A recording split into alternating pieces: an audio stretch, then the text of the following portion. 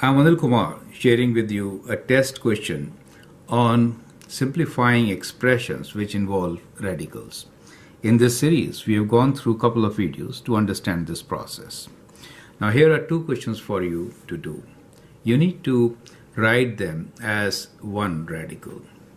The question here is 6th root of 2x squared minus x plus 1 divided by square root of x.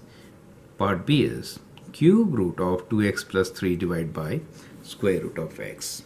You can pause the video, answer this question, and then look into my suggestions. Now let's do the first one. We have 6th root and we have the square root. The idea is to write them with the same radical, right? So we want to write this also as a 6th root. So we could write this expression as numerator is 6th root of 2x squared minus x plus 6 plus 1, and denominator, which is square root, x to the power of half, could be written as what? I want 6th root, right? So what I have is half. Look at it like this. What I have is x to the power of half. I want to write this as x to the power of something, ultimately to the power of 1 over 6, right? So that something should be what? That something should be 3, right? Cube.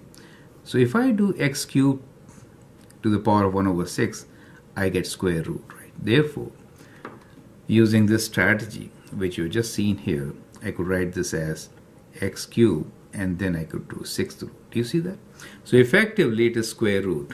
Perfect. So that is the way to make the same radicals, and that is the strategy which we have learned.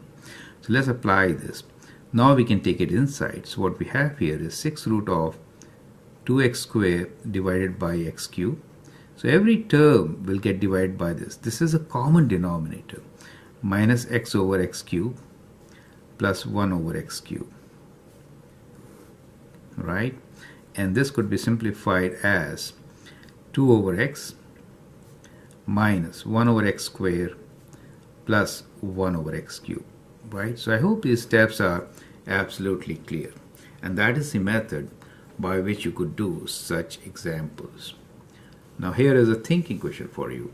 This is kind of different because to write x to the power of half, the way we are starting with x to the power of half, and we want to write this as x something to the power of 1 over 3, right?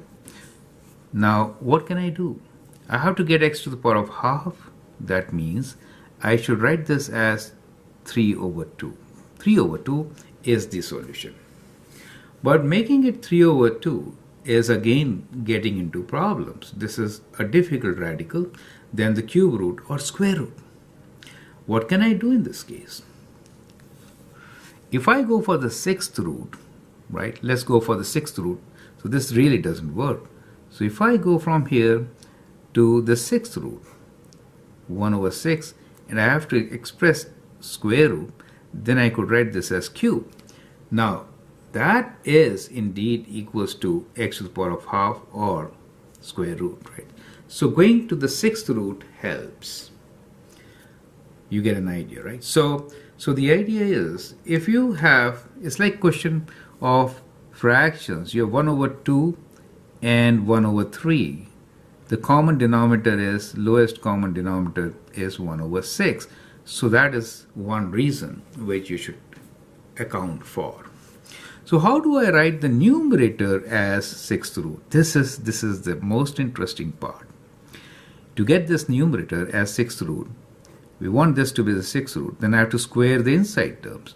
So I have to write 2x plus 3 whole square. Now that becomes the cube root. You get an idea, right? That is a brilliant idea which helps to simplify these expressions. And the denominator, as you can see, we could write it as x cubed 6th root. Once we have this, we can actually simplify it further. But let me first square the inside term. So square of 2x plus 3 is 4x squared plus 2ab, that means 4 times 3 is 12, plus 3 square, which is 9, divided by, we have 6th root of x cubed.